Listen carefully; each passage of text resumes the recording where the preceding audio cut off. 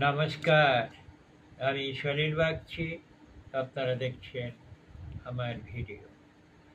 আজ এই প্রভাতে আমি আপনাদের কাছে নিয়ে এসেছি পণ্ডিত ঈশ্বরচন্দ্র বিদ্যাসাগরের জন্মদিন নামক কথিকা, রচনা এবং পাঠ আমারই।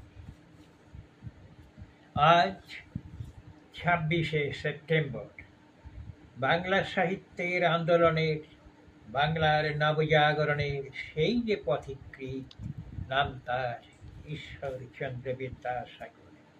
বাংলা সাহিত্যে তিনি ঘটান এক নবজাগরণ।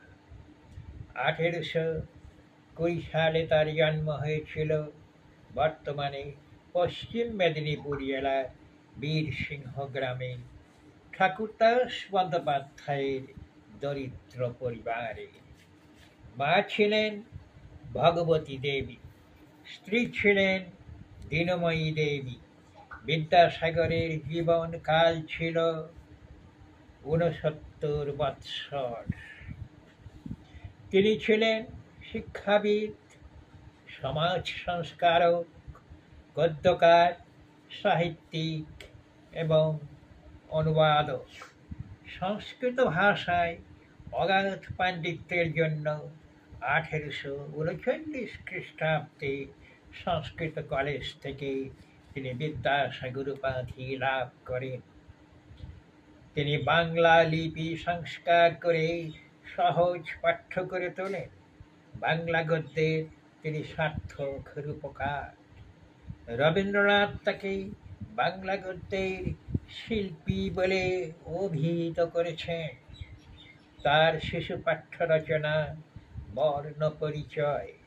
তিনি বহু পাঠ্য বই ও সংস্কৃত ব্যাকরণ রচনা করেন।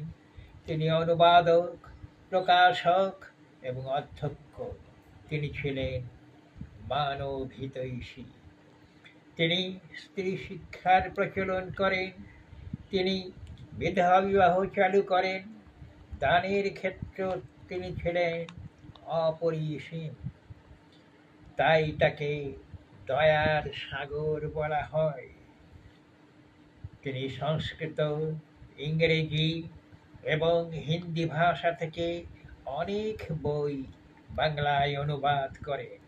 তিনি লিখেছিলেন কথামালা, বোধোদয়, ব্যাকরণ কৌমুদী, শকুন্তলা, বেতাল পঞ্চবিংশতি, ব্রজবিলাস এবং আরও অনেক অনেক বই।